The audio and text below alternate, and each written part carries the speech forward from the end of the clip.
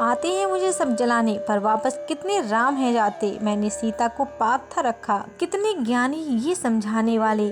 Social media पर ऐसी बकवास आपने बहुत देखी और सुनी होगी। इस बारे में तो आपने पहले ही बहुत चर्चा कर चुके हैं, पर इसी को आधार बनाकर रावण को त्रिविक्रमी, चक्रवर्ती और विश्व विजेता जैसे न जाने कितनी उपाधियों से सुशोभित किया जाता है। देखो मित्रों, हम भारतीयों की एक आदत, हम निकृष्ट से निकृष्ट वस्तु में भी कुछ न कुछ अच्छाई ढूंढ निकालते हैं, परंतु इसका अर्थ ये तो नहीं है न कि हम दानव राक्षस को भी दैव तुल्य ईश्वर ही बना दें। दोस्तों, इस पोस्ट में जानेंगे कि कैसे रावण ना तो त्रिविक्रमी था, ना ही कोई विश्व विजेता, ना ही चक्रवर्ती, तो कतई नहीं, रावण कायर था। कहते हैं कि रावण बड़ा गुणी था और बलवान भी हो सकता है, वो भी था तो दानवी कैकसी एवं ऋषि विश्वा का पुत्र। अब बांधुवर ने ब्रह्मदेव को प्रसन्न करने हेतु कठोर तपस्या की, अमरत्व हेतु, इसीलिए नहीं कि जन कल्याण करना था, परंतु इसीलिए कि उन्हें बनना था दाह, यानी आम शब्दों में एक अत्याचारी शासक। परंतु उसकी हवा एक नहीं अनेक लोगों ने निकाल ली। और अभी तो हमने श्री राम और उनके अनन्य भक्त हनुमान जी का उल्लेख भी नहीं किया था।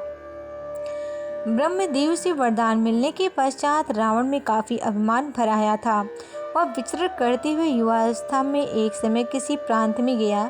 उसने देखा कि नदी का जल इतना कम कैसे है, जबकि पहले तो इसमें बहुत जल भरा हुआ करता था।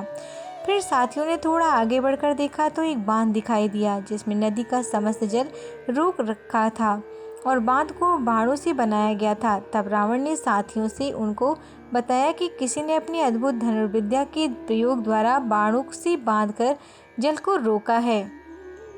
वो सब आगे बढ़े। उन्हें कुछ शस्त्रधारी सुरक्षा में लगे सैनिक दिखे। रावण ने पूछा, कौन हो और ये बांध किसने बनाया? स्थानीय लोगों से ज्ञात हुआ कि ये बांध क्रांतिवीर अर्जुन ने बनाया है, जिन्हें कुछ लोग सहस्त्रबाहु अर्जुन भी कहते हैं। रावण ने फिर कुछ ऐसा किया कि सहस्त्रबाहु क्रोध से लाल पीले हो गए। हुआ यह कि रावण ने उक्त बांध को ध्वस्त कर दिया, जिससे सहस्त्रबाहु की अनेक पत्नियां भी बह गई। इस बात पर सहस्त्रबाहु और रावण का युद्ध हो गया, जिसमें रावण पराजित हुआ और उसे बंदी बनाया गया।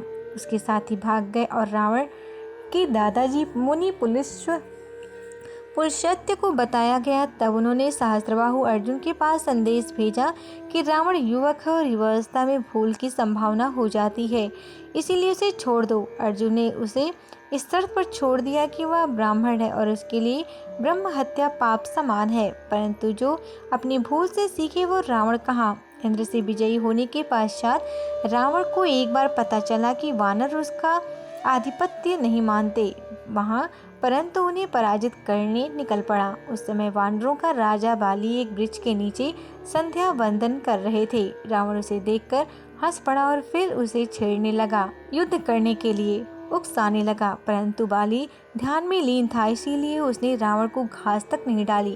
क्रोध में रावण ने उसको जोर से लात मारी और बोला, पाखंडी, मेरे ललकारने के बाद मेरे डर से ध्यान में बैठा है, सीधे सीधे बोल कि मैं नहीं लड़ सकता।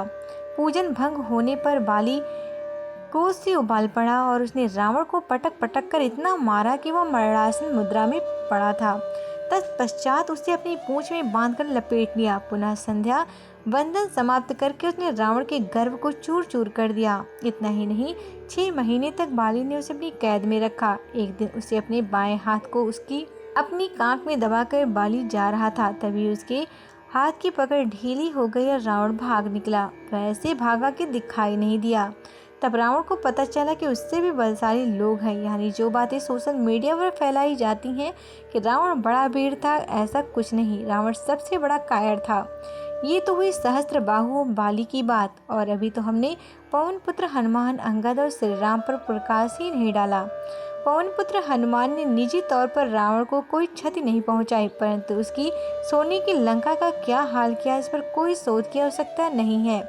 इसके अतिरिक्त श्री राम के साथ जब युद्ध हुआ तो प्रथमात्या रावण को उन्होंने सहस्त्रहीन कर दिया और अवसर होने के बाद भी उन्होंने केवल इसीलिए जाने दिया क्योंकि श्री राम के लिए निहत्थे को युद्ध में मारना शस्त्र विरुद्ध है। Subscribe to our YouTube channel and press the bell icon to get the latest updates.